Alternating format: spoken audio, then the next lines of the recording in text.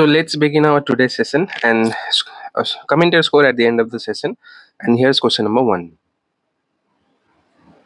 With reference to Supreme Court's verdict on the meaning of industry, consider the following statements.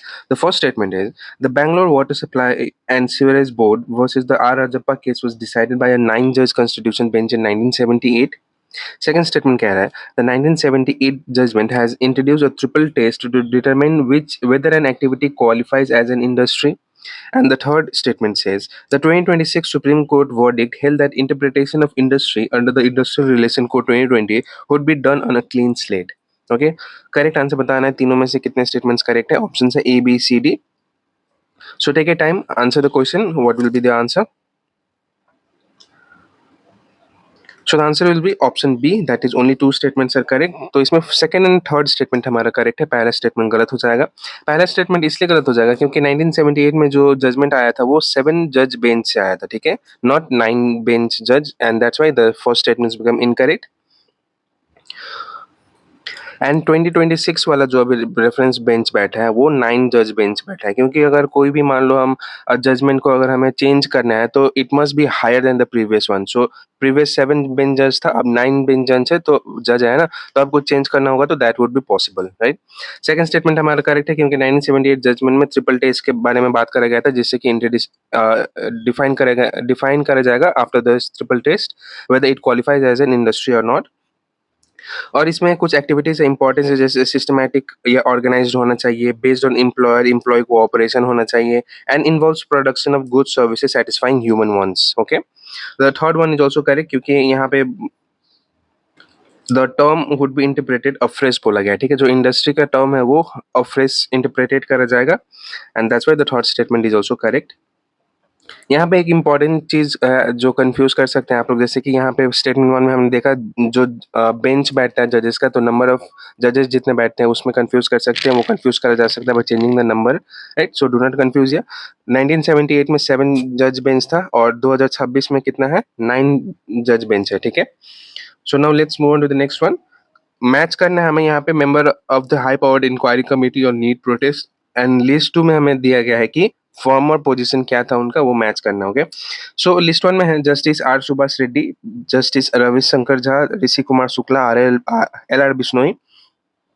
And list 2 में हो जाएगा retired DGP Meghalaya, former CBI director, former chief justice Punjab and Haryana high court, and former supreme court जज. Okay, so इसका correct answer बताइए क्या हो जाएगा.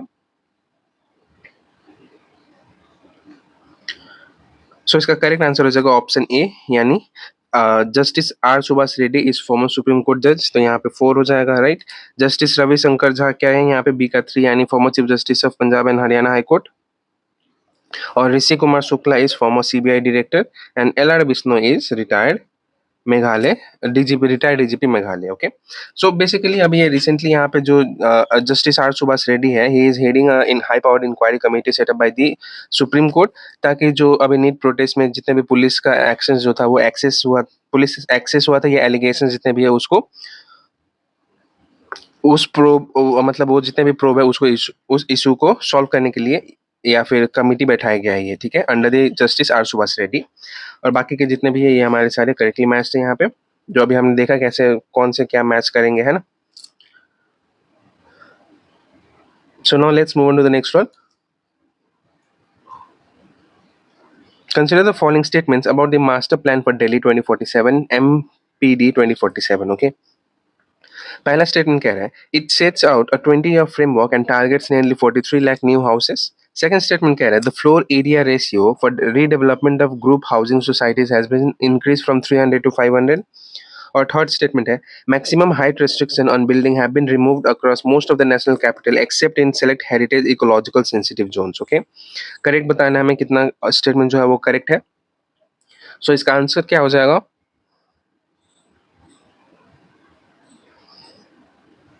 Answer है ऑप्शन डी, यानी यहाँ पे हमारा तीनों ही स्टेटमेंट बिल्कुल भी सही है. जो अभी रिसेंटली एमपीडी जो बनाया गया है ना, मास्टर डेली प्लान 2047, तो ये 20 साल का फ्रेमवर्क है, 20 इयर्स फ्रेमवर्क है. अब ये कब नोटिफाई करा गया था, ये नोटिफाई करा गया 20 अगस्त 2026 में, जिसके थ्रू टारगेट करा गया 43 लाख न्यू हाउसेस बनाया जाएगा, है ना. एंड ये 20 इयर्स फ्रेमवर्क है. Okay, remember the point, 20 year framework है एंड 43 लाख नए घर बनाए जाएंगे। रिमेंबर द नंबर, अब क्योंकि ये नंबर के साथ ही खेल सकता है UPSC. Okay, the second statement is also correct क्योंकि फ्लोर एरिया जो है वो 300 से 500 बढ़ा दिया गया है, और जो हाइट है, हाइट कैप को भी रिमूव कर दिया गया है, एक्सेप्ट दोस्त जो हेरिटेज जोन्स वगैरह है, जैसे कि Lutyens bungalow zone, Civil Lines bungalow area, Connaught Place, Yamuna flood plains, the ridge and the ASI protected heritage restricted area जो है यहाँ, इसके अलावा बाकी जगह का जो हाइट कैप है उसको हटा दिया गया है, राइट। इसीलिए हमारे तीनों स्टेटमेंट्स करेक्ट है। और यहाँ पे ट्रैप आपको यही करा जा सकता है, यहाँ पे जो न्यूमेरिकल वैल्यू दिए गए हैं, ये न्यूमेरिकल वैल्यू को चेंज करा जा सकता है। जैसे फ्लोर एरिया 300 टू 500 है, ये आपको बोला जा सकता है रिड्यूस करा गया है, या फिर इंक्रीज में ही करके आपको कंफ्यूज करा जा सकता है by changing the number itself, right. So be very careful.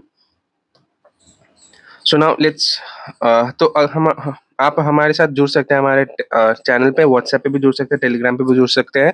हमारा ये सेशन का जो पीडीएफ है हम ये चैनल पे प्रोवाइड कर देंगे, नॉट जस्ट पीडीएफ, अगर आप क्विज और प्रैक्टिस करना चाहते हैं तो we do that as well. Now let's move on to the next one. With reference to the processing of application under the Citizenship Amendment Act 2019, consider the following statements. पहला statement कह रहा है the Ministry of Home Affairs has transferred processing of pending CAA application to from empowered committee to district collector in 8 states UTs. ठीक है। Second है citizenship is a subject placed in the state list of the 7th schedule. और तीसरा statement कह रहा है the CAA rules were first notified in March 2024 days before the announcement of the 2024 general election. तो कितने statements correct हो जाएंगे यहाँ पे?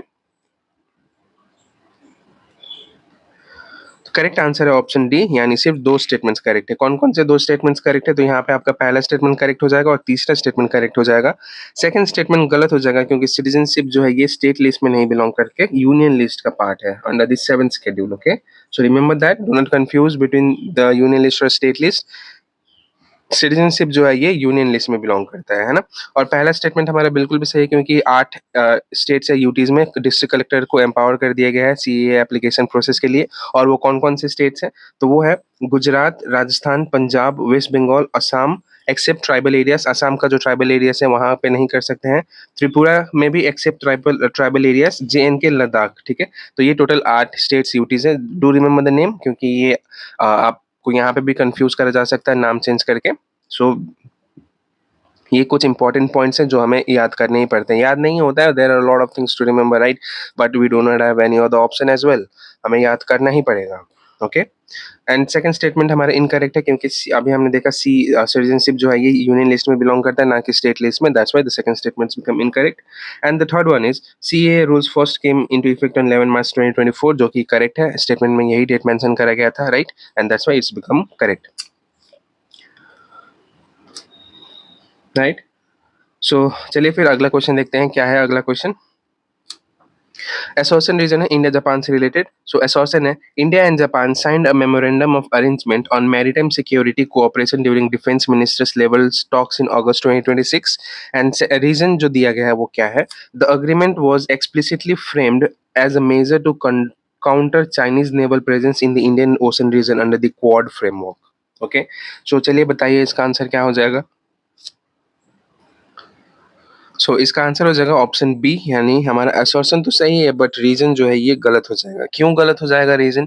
क्योंकि यहाँ पे आप देख रहे हो एक्सप्लिसिटली मेंशन्ड है, एक्सप्लिसिटली एक्सट्रीम वर्ड मेंशन है, और यहाँ पे भी क्या बोला है कि चाइना का जो नेवल प्रेजेंस है उसको काउंटर करने के लिए हमने ये साइन किया है, right, but that's not the case. यहाँ पे हमने किसी और चीज के लिए साइन करा है, जैसे कि ये तो पहला स्टेटमेंट तो सही है हमारा, Rajnath Singh and his Japanese counter part Shinjiro Koizumi ने अभी ये MOA साइन किया है, right, on maritime security cooperation. So that's why हमारा एसोसिएशन तो करेक्ट होता है, बट रीजन इनकरेक्ट है क्योंकि यहाँ पे जो रीजन मेंशन करे गए थे वो डिफरेंट है।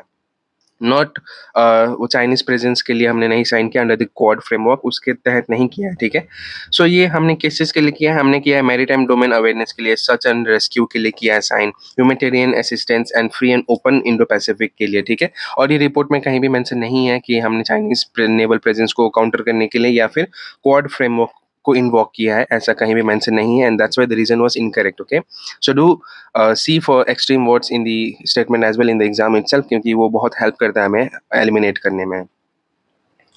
ओके, सो नाउ, और इंडिया जापान से रिलेटेड जो जितने इंडिया जापान का जो मिलिट्री एक्सरसाइज है आप उसको भी याद कर लें, है ना, जैसे कि जिमेक्स आता है, वीर गार्डियन 26 आता है, राइट, धर्म गार्डियन, ये सारी चीज़ें जो है military exercise, do remember them as well, क्योंकि आपको मैच द फॉलोइंग में भी पूछ सकता है, राइट? नाउ नेक्स्ट है, consider the following statements regarding 31st southern zonal council meeting held at Mamallapuram. Okay, पहला स्टेटमेंट है, the meeting was chaired by union home minister. Second है, zonal council are constitutional bodies established under article 263 of the constitution. And the third statement is, southern states was stated to contribute over 30% of India's GDP. Right? चलिए बताइए इसका answer क्या हो जाएगा, कितने statements correct है out of option A B C D. Answer या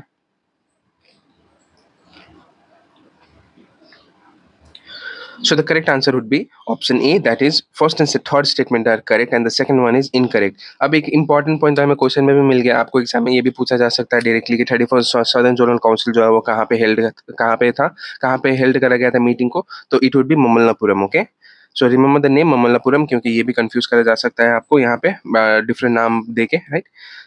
सो अब यहाँ पे देखते हैं कि हमारा सेकंड स्टेटमेंट क्यों गलत था. तो पहला स्टेटमेंट सही है क्योंकि union home minister is the chairperson of zonal council, right? We have discussed this earlier as well.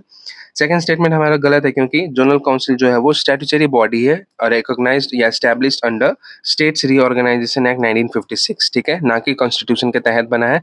Under article 263 जो ये बोला गया है ये गलत है क्योंकि article 263 is for inter state council not zonal council. So do not confuse between zonal council and inter state council, ठीक है? These two are distinct, they are different from each other. Do not confuse between them, okay? And the third statement is correct itself. Tamil Nadu's chief minister stated that southern state contribute over 30% of India's GDP and have been principal drivers of national economic growth, right? And in India they are total 5 zonal councils, ठीक है? Confuse मत करना, इसमें भी आप लोग बहुत ज़्यादा जो है कंफ्यूज कर सकते हैं कि इंडिया में टोटल 6 जोनल काउंसिल है, वो गलत हो जाएगा. टोटल 5 जोनल काउंसिल है और जो नॉर्थ ईस्टर्न जोनल काउंसिल है वो सेपरेट है. Okay, north eastern zonal council is a separately constituted zonal council. Okay, do not confuse, total 6 है ऐसा मत कंफ्यूज कर लेना. Okay, so our next question is, with reference to song Vande Mataram, consider the following statements. पहला statement दिया गया, it was composed in Sanskritized Bengali by Bankim Chandra Chattopadhyay.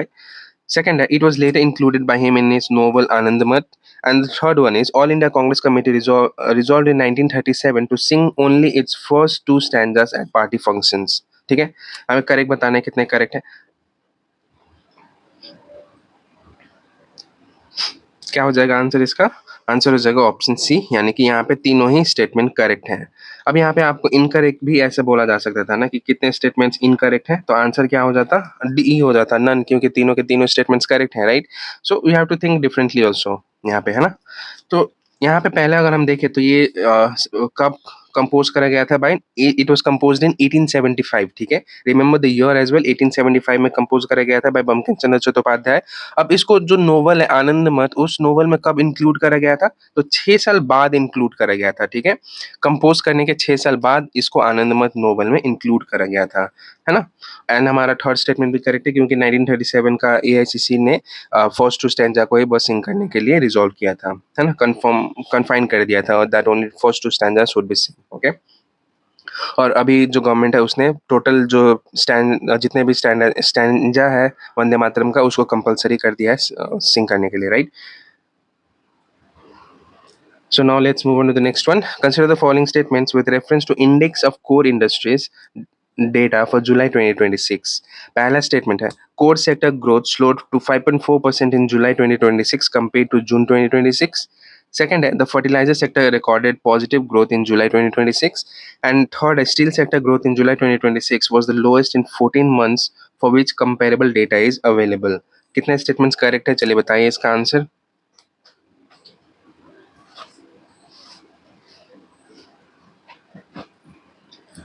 So the answer will be option D. First and third statement हमारा correct है, second statement गलत हो जाता है यहाँ पे. तो अगर हम जून अभी जो जुलाई का डेटा है उसमें अगर हम देखें तो कोर सेक्टर का ग्रोथ स्लो हुआ है 5.4% से इन जुलाई, और जून में कितना था? 6% था, बट जुलाई में it has been slow down to 5.4%. And that's why first statement हमारा करेक्ट हो जाता है. सेकंड स्टेटमेंट करेक्ट है क्योंकि फर्टिलाइजर इंडस्ट्री जो है उसका ग्रोथ नहीं, उसमें डिक्लाइन हुआ था. It was contracted bye 8% in July 2026, ठीक है? So that's why the second statements become incorrect. और थर्ड हमारे यहाँ पे करेक्ट है क्योंकि स्टील सेक्टर ग्रोथ जो है वो slowed to 2.9% in July 2026, the lowest in 14 months.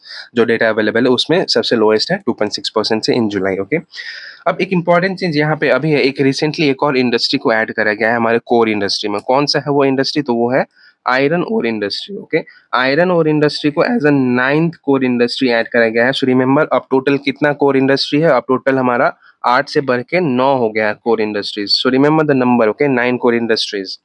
और वो कौन-कौन सी इंडस्ट्री है वो भी आप लोग याद कर लेना, क्योंकि इसमें भी कंफ्यूज करा जाता है। स्टेटमेंट बेस्ड क्वेश्चन में क्या पूछा जाता है, कभी इनकरेक्ट दे दिया जाता है कोर इंडस्ट्रीज में, है ना? So do remember all the 9 core industries कौन-कौन से हैं वो। So now moving on to the next one, a certain reason है, several states including Jharkhand have opposed the Mines and Minerals Development and Regulation Amendment Bill 2026।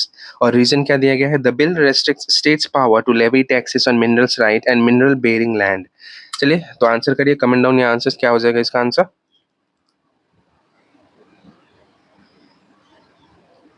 So the answer is B. Both A and R are true, and R is the correct explanation of A.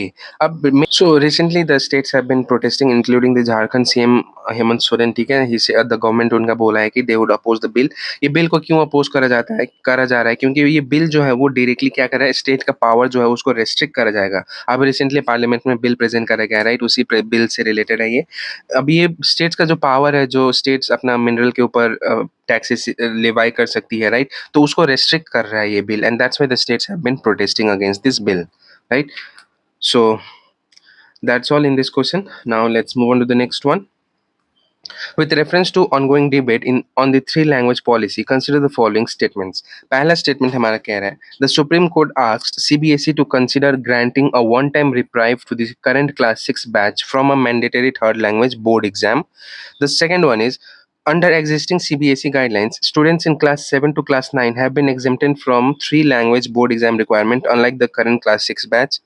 And third statement कह रहा है, before the Supreme Court, the Additional Solicitor General argued that English should be treated as a native language under the policy। So यहाँ पे हमें बताना है क्या हो जाएगा correct answer.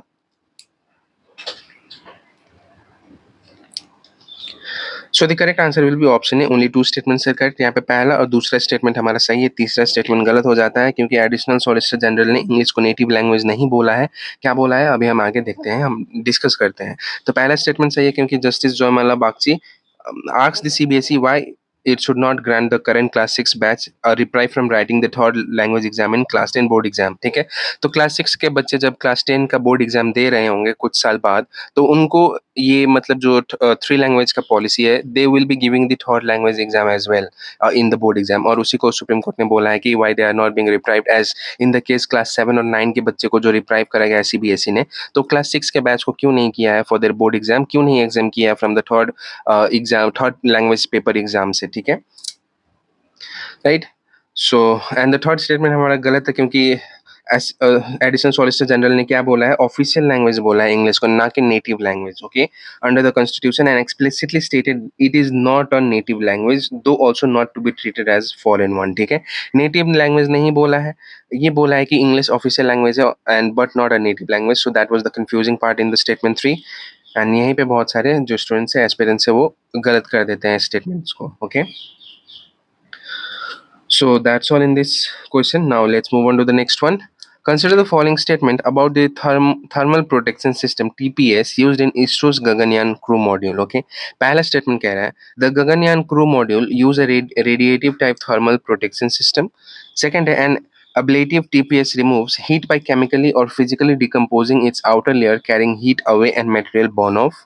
And the third statement is, India's 2014 LVM-3 CARE mission successfully demonstrated crew module re-entry using an ablative TPS। ठीक है, तो यहाँ पे करेक्ट क्या हो जाएगा?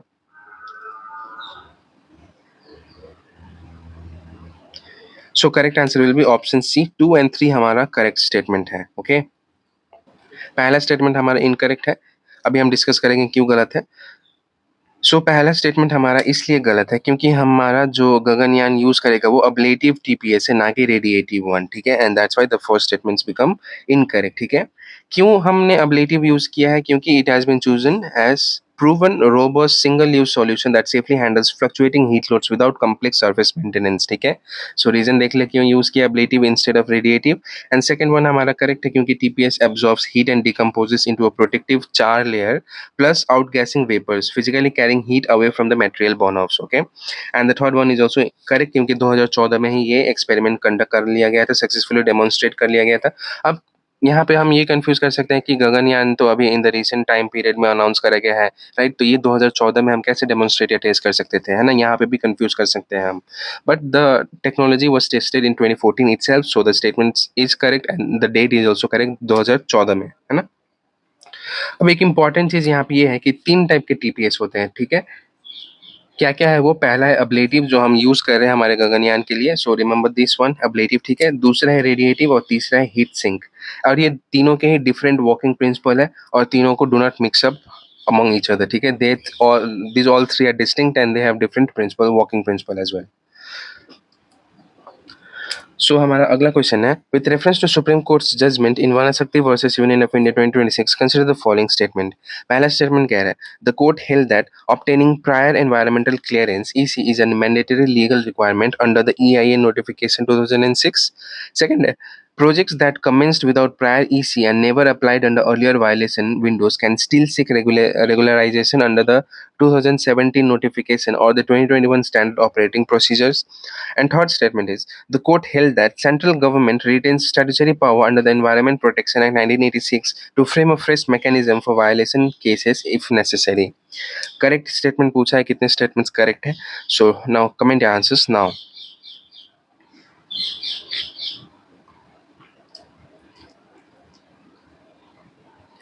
So the answer is option D, only 2 statements are correct. First and third statement हमारा correct है, second statement गलत हो जाएगा यहाँ पे. ओके, सो पहला स्टेटमेंट बिल्कुल भी सही है क्योंकि जज reiterated that obtaining prior EC is a mandatory legal requirement. ठीक है, ये मैंडेटरी लीगल रिक्वायरमेंट है, you can not skip this one. और ये भी बोला है कि the court held that projects proponents who commenced without EC and did not earlier apply under the violation mechanism, those cannot apply afresh. ठीक है, they cannot now seek re-regularization under 27 notification और 2021 SOP. ठीक है, so ये statement हमारा गलत हो जाएगा क्योंकि वहाँ पे बोला गया था कि they can but they cannot apply. Okay, and the third statement is correct क्योंकि section 3 of the Environmental Protection Act 1986 में the center retains the power to frame a fresh statutory mechanism. Okay, so now our next question is, with reference to draft rules for nuclear liability under the Shanti Act, consider the following statements. The first statement is, operators of nuclear reactors above 3600 megawatt electricity capacity has a face maximum liability cap of 3000 crores. Second है, liability cap for nuclear plants operators are to be reviewed every 10 years. And third is, for reactors up to 150 megawatt electricity capacity, the operator's liability is kept at 100 crore.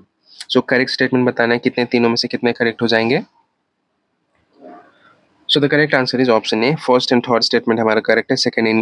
Second statement हमारा incorrect है क्योंकि ये 10 year ना होके क्या है, ये कम है 10 ईयर से. ठीक है, तो पहला स्टेटमेंट करेक्ट है, 3600 मेगावाट इलेक्ट्रिसिटी कैपेसिटी का जो होगा वो उसका मैक्सिमम लाइबिलिटी कितना हो जाएगा, 3000 करोड़ हो जाएगा under the new draft Shanti act rules. ठीक है, सेकंड स्टेटमेंट हमारा गलत है क्योंकि वहाँ पे 10 ईयर्स मेंशन करा गया था, बट ये 10 ईयर्स ना हो कि ये 5 ईयर्स है. ठीक है, रिमेंबर 5 ईयर्स के बाद ये रिव्यू करा जाएगा, every 5 years, not 10 years. Okay, and the third one is also correct क्योंकि अगर रिएक्टर्स हैं जिनका 150 MWE फ्यूल साइकिल है, दे फेस लाइबिलिटी कैप कितना है उनका, 100 करोड़ का है. Okay, so that was all in this question.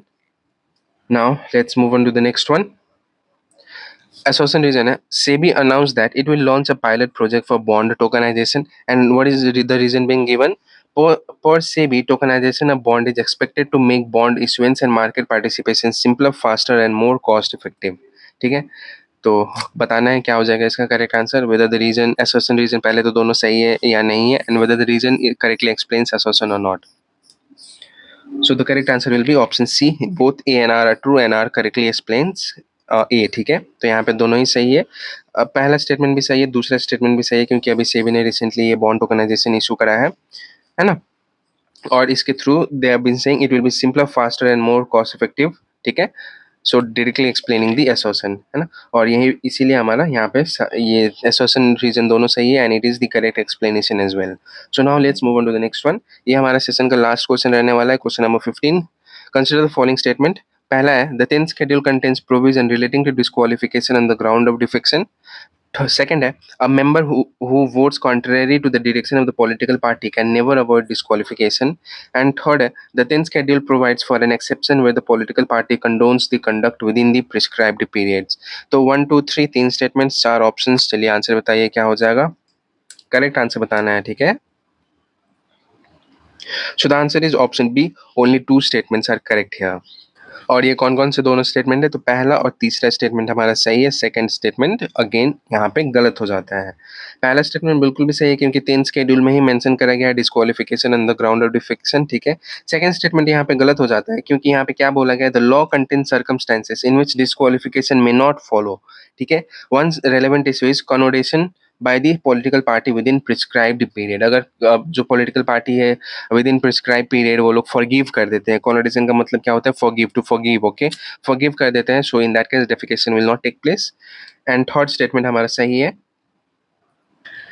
अब यहाँ पे एक इंपॉर्टेंट फैक्ट रिमेंबर करने वाला ये बात है क्योंकि 10th शेड्यूल कब लाया गया था, 10th शेड्यूल लाया गया था 52nd अमेंडमेंट एक्ट 1985 में। और इसमें कुछ चेंजेस करे गए थे रिगार्डिंग दी 10th शेड्यूल जो हमारा डिफेक्शन है 91st अमेंडमेंट 2003 के तहत लाया गया था, जिसमें ये बोला गया था कि अगर 2/3 ऑफ द पार्टी मेंबर्स जो है वो छोड़ते हैं पार्टी को and they combine with some other political parties, in that case defection नहीं लगेगा अगर majority of the 2/3 of the members जो है वो ज्वाइन कर लेते हैं तो, okay. And extreme words, you always just look for extreme words as in never, always, automatically. They are dangerous in constitutional questions as well, okay. So that's all our 15 questions for this session. Do join us on Telegram and WhatsApp for the PDF of this session. And if you want to practice more MCQs, then you can join us on these two platforms, okay. So that's all. Video पसंद आया तो like करें, comment करके अपना experience share करें, अपने friend के साथ भी शेयर करें और सब्सक्राइब करना ना भूलें। And do hit the bell icon for notification of our such sessions.